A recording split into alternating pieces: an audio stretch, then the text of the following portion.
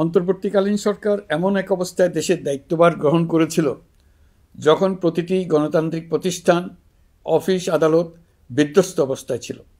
আমাদের প্রথম এবং প্রাথমিক কাজ ছিল এই প্রতিষ্ঠানগুলো সংস্কার এবং পুনর্নির্মাণে হাত দেওয়া, আইনশৃঙ্খলা বাহিনী পুনর্গঠন, অর্থনীতি পুনরুদ্ধার, আইন আদালত, নির্বাচন কমিশন সহ যাবতীয় গণতান্ত্রিক প্রতিষ্ঠানকে সচল করা এবং নাগরিকদের নিকট দায়বদ্ধ করে তোলা। রক্তাক্ত জুলাই ছিল স্বৈরাচারের বিরুদ্ধে তরুণদের পুঞ্জীবিত ক্ষোভের বহিঃপ্রকাশ। 16 বছর ধরে সরকারের স্বৈরাচারী আচরণের বিরোধিতা করে যতগুলো আন্দোলন হয়েছে, প্রতিটিতেই দলীয় সন্ত্রাসীরা অস্ত্র হাতে আন্দোলনকারীদের আক্রমণ করেছে। প্রতিটি আন্দোলনকেই দমন করার জন্য দলীয় সন্ত্রাসীরা সর্বোচ্চ আঘাত করেছে, যেখানে আইনশৃঙ্খলা বাহিনীকেও অংশ নিতে নির্দেশ দেওয়া হয়েছে অথবা দাঁড়িয়ে দর্শকের ভূমিকায় থাকতে বলা হয়েছে। একটি স্বাধীন বিচার বিভাগের জন্য অন্তর্বর্তী সরকার সংস্কার কাজ হাতে নিয়েছে। বিচার বিভাগীয় সংস্কার কমিশনের প্রস্তাবনা অনুযায়ী সুপ্রিম কোর্ট বিচারক নিয়োগ সহ যে সকল কাজ এই সরকার স্বল্প সময়ের মধ্যে করে যেতে পারবে, সে সকল কাজের অধিকাংশ ইতিমধ্যে সম্পন্ন করা হয়ে গেছে। বাকি কাজ চলমান রয়েছে।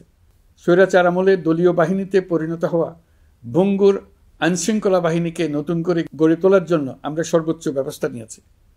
আইনশৃঙ্খলা বাহিনী দ্বারা কোনো মানবাধিকার লঙ্ঘন যাতে না ঘটে, সেই জন্য পুলিশ সদর দপ্তরে একটি সেল কার্যকর করা হয়েছে, যেখানে মানবাধিকার সহ পুলিশ সদস্যদের মাধ্যমে সংগঠিত যে কোনো অপরাধের বিষয়ে অভিযোগ করা যায়।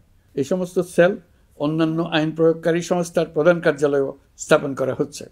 আসামিদের জিজ্ঞাসাবাদ হবে স্বচ্ছ কাচের ঘরে।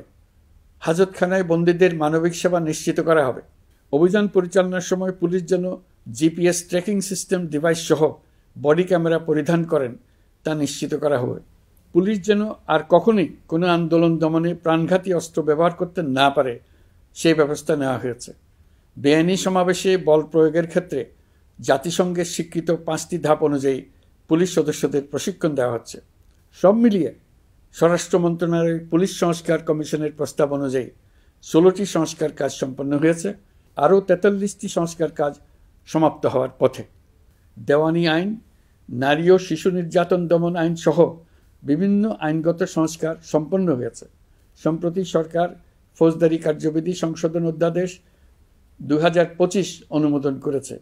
এর ফলে এখন থেকে কোনো ব্যক্তিকে আটকের পর 12 ঘন্টার মধ্যে যত দ্রুত সম্ভব পরিবারকে জানাতে হবে। আটককৃত ব্যক্তিকে আইনজীবীর সঙ্গে সাক্ষাতের সুযোগ দিতে হবে। গ্রেপ্তারকৃত ব্যক্তি রিমান্ডের পর অসুস্থ বা আহত হলে তাকে ডাক্তার কর্তৃক পরীক্ষা করতে হবে এবং আঘাতের কারণ নিশ্চিত হতে হবে। তার প্রয়োজনীয় চিকিৎসা দিতে হবে। এক্ষেত্রে পুলিশের দায় থাকলে আইনি ব্যবস্থা নেওয়ার বিধান যুক্ত করা হয়েছে।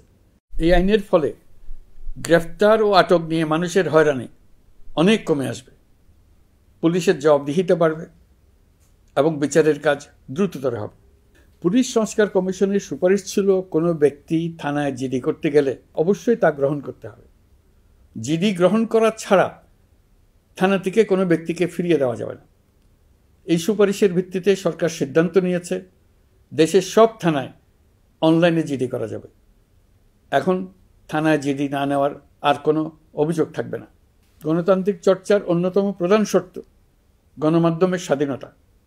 অতীত ইতিহাসের দিকে তাকালে দেখা যায় মুক্ত সাংবাদিকতার ক্ষেত্রে প্রথম এবং সবচেয়ে বড় বাধা হিসেবে কাজ করেছে সরকার। অন্তর্বর্তী সরকার এইসব বাধা অপসারণে বিভিন্ন উদ্যোগ নিয়েছে। আমরা সমালোচনাকে উন্মুক্ত করে দিয়েছি। যে কেউ চাইলেই যে কোনো মাধ্যমে, সেটা মূলধারার গণমাধ্যম হোক কিংবা সামাজিক যোগাযোগ মাধ্যমেই হোক, সরকারের সমালোচনা করতে পারছেন। এমনকি রাষ্ট্রীয় গণমাধ্যমেও সরকারের সমালোচনা করা যাচ্ছে। নিকট অতীতে যা ছিল অকল্পনীয়। সাংবাদিকদের জবাবদিহিতা নিশ্চিত করার জন্য সরকার ইতিমধ্যে প্রেস কাউন্সিল পুনর্গঠন করেছে। আপনারা জানেন, সামাজিক যোগাযোগ মাধ্যমে প্রতিদিন বিপুল পরিমাণ গুজব ও অপতথ্য ছড়িয়ে পড়ছে। দেশকে অস্থিতিশীল করতে হাতিয়ারে পরিণত হয়েছে গুজব। অপতথ্য মোকাবেলা করার জন্য সাংবাদিকদের সক্ষমতা বাড়াতে বিভিন্ন ধরনের প্রশিক্ষণের ব্যবস্থা নেওয়া হচ্ছে। স্বৈরাচারী সরকার আমলে সাংবাদিকতার ক্ষেত্রে বড় বাধা ছিল ডিজিটাল নিরাপত্তা আইন, যা পরে সাইবার নিরাপত্তা আইন রূপে আবির্ভূত হয়েছিল। আমরা এই আইনটি বাতিল করেছি। এই আইনের অধীনে সাংবাদিকদের বিরুদ্ধে করা সব মামলা বাতিল করা হয়েছে। সংবাদ মাধ্যমের স্বাধীনতা নিশ্চিতকরণে এটি একটি বড় অগ্রগতি। নতুন যে আইন প্রণীত হয়েছে তাতে আগের আইনের নিবর্তনমূলক 9টি ধারা বাদ দেওয়া হয়েছে। আগের আইনের আওতায় করা 95% মামলায় এসব ধারায়।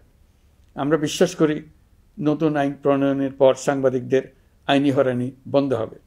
গত বছর মানুষের প্রতিবাদকে স্তব্ধ করে দিতে ফ্যাসিবাদী সরকার ইন্টারনেট বন্ধ করে দিয়েছিল, যাতে গোপনে তারা দমন নিপীড়ন হত্যাকাণ্ড চালাতে পারে।